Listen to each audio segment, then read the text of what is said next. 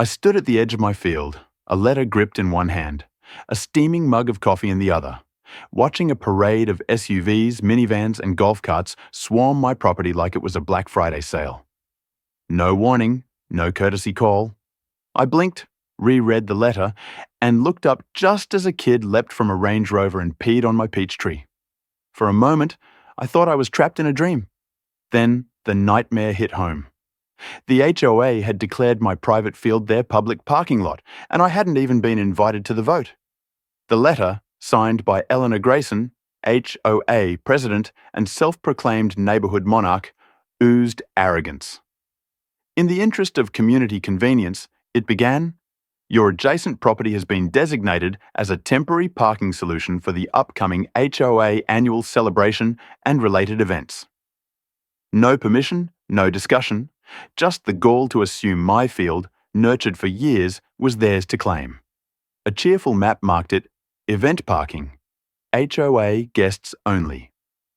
I marched to the HOA office that afternoon, letter in hand, and slapped it on Eleanor's desk.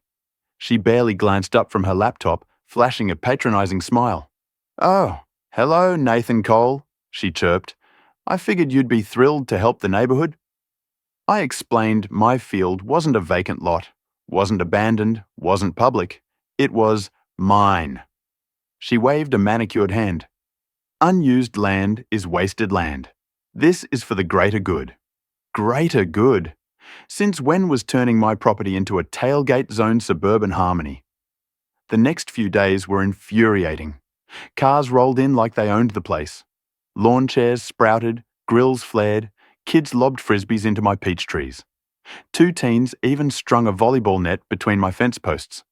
No one asked, they just took. The HOA strutted around like it was a county fair, unfazed by their lack of rights. What stung wasn't just the disrespect. It was Eleanor's snide giggles with her cronies about my rustic land, acting like they were doing me a favor by trampling it. That evening, watching the sun sink behind a sea of minivans, my anger hardened into resolve.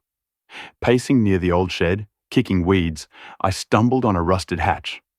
My heart raced as it clicked, the old irrigation system built by my granddad. I pried it open, revealing a valve and pipes snaking across the field. A twist unleashed a hiss of water. It still worked. A wild, wicked idea sparked.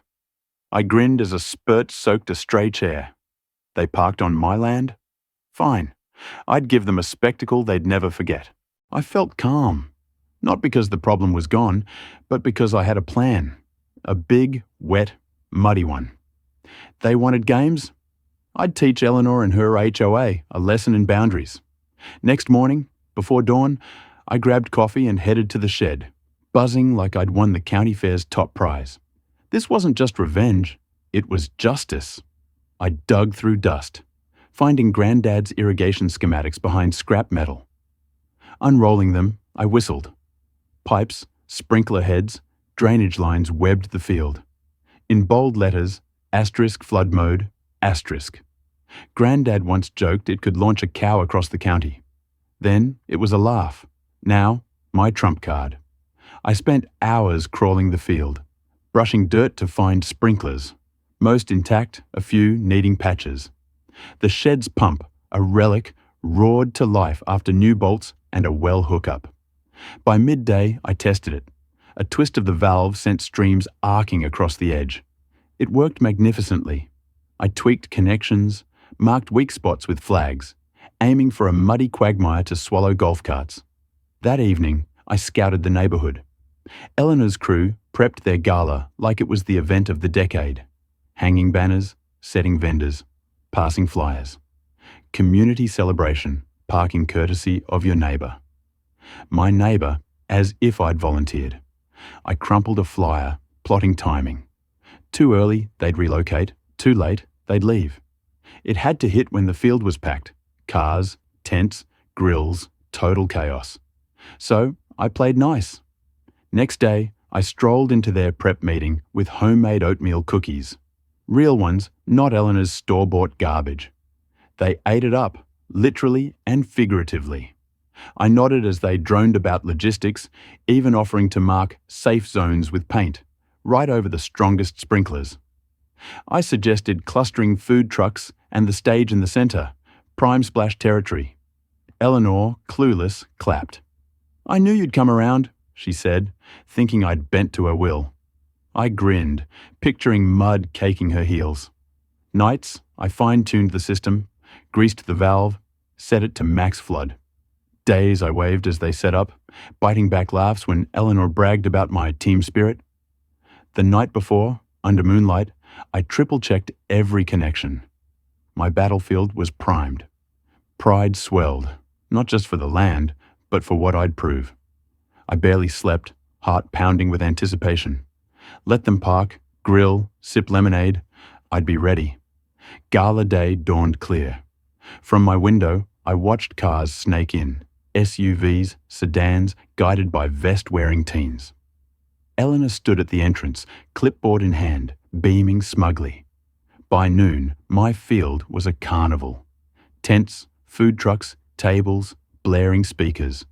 Kids ran with balloons, adults lounged over barbecue, a band tuned on a stage above the biggest sprinklers. A VIP tent with tablecloths sat over Granddad's wildest head. Perfect. Eleanor, in a floral dress, flitted about, taking credit for my generosity.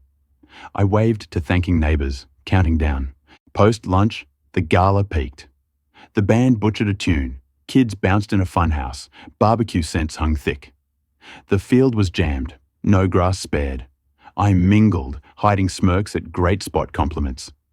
As the sun dipped, I slipped to the shed, hand on the valve. Part of me hesitated. Was it too far? Then I recalled the kid on my tree, Eleanor's laughs. Nope, just right.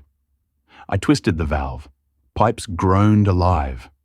Back at the field, I sipped lemonade as Eleanor gave a self-congratulatory speech. Then it hit.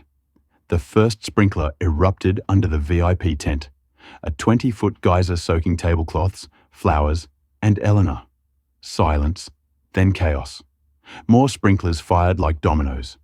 Guests scrambled, chairs flipped, food flew as water burst up. The funhouse collapsed, the band's gear popped, the singer dove. Cars revved, sinking into mud, tires spun, ruts deepened. Eleanor drenched, screamed orders, lost in the din. People slipped, vendors fled, kids laughed like it was a water park. I sipped, unfazed. I could have stopped it early, but let it run. Every trespasser felt it. When I shut the valve, the field was a swamp.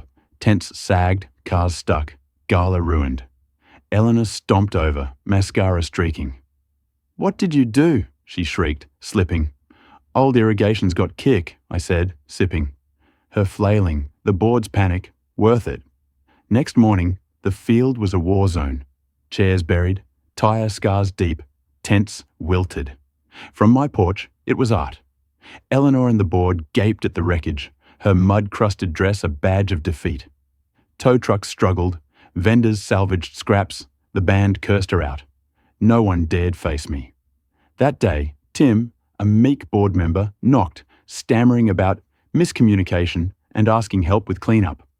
I leaned in, happy to, once the HOA admits in writing they trespassed. He paled, scurried off. Gossip buzzed, some mad, others gleeful. Old-timers tipped hats, one left a pie with a wink. Eleanor's tyranny had foes. She called an emergency meeting, plotting a counter, but I had the deed, Granddad's clause, no public use without a signed lease. None existed. At the meeting, they offered a weak apology, suggesting I chip in for cleanup. I slid the deed over. Silence. "No lease, no claim," I said. "You pay." Tim choked. "We didn't sign anything." I leaned back. "Didn't think so." Eleanor stormed out, bored, flustered. Within a week, the HOA paid full cleanup. Neighbours dug into past overreaches, petitions flew, and Eleanor resigned. No successor stepped up. The HOA shrank to potlucks. No more galas or parking grabs. I planted flowers along the field, hung a sign.